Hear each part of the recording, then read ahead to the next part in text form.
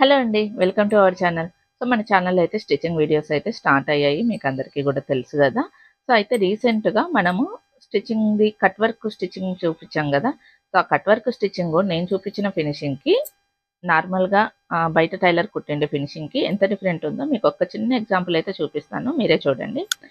So, మీరు ఆ video చూస్తే గిన క్లియర్‌గా గూడా అర్థమవుతుంది. లేదని చెప్పేసనంటే ఇప్పుడు ఈ వీడియో చూసిన తర్వాతైనా సరే మీరు ఆ వీడియో చూసారు అనంటే మీకు ఇంకొంచెం బెటర్ దాన్ టిప్స్ మీకు ఎలాగని చెప్పేసనేది బాగా యూజ్ అవుతుందనమాట.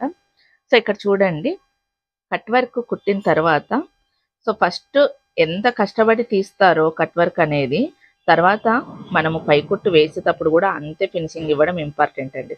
ఇక్కడ చూడండి మొత్తం అంతా గూడా డిజైన్ మీదొచ్చింది. ఈ లైన్ మీద రాకుండా. దాని వలన చూడండి వాళ్ళు కష్టపడి కుట్టినా మనకు ఈ లోపలికి ఇట్లాగా గుంజేస్తుందనమాట లైనింగ్ అనేది.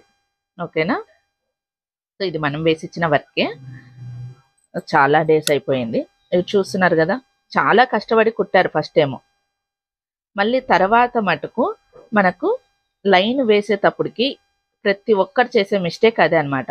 సో, చక్కగా కుట్టు వేసేయడం. అలా కాదండి ప్రతి ఒక్క వంపుకి నేను వీడియోలో ఎలాగైతే కూడా చెప్పానో సో, అలా చేసుకుంటే మీకు బ్లౌజ్ ఫినిషింగ్ అనేది బాగుంటుంది. అట్ ద సేమ్ టైమ్ మూలల దగ్గర బ్లౌజ్ అనేది తొందరగా చినక్కోకుండా కూడా ఉంటుందన్నమాట. ఓకేనా?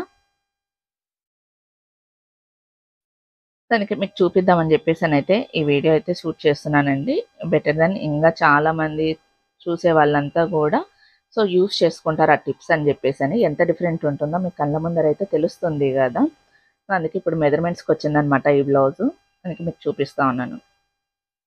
సో, ఇక్కడ కూడా చూస్తున్నారా? హ్యాండ్స్ కూడా చూడండి.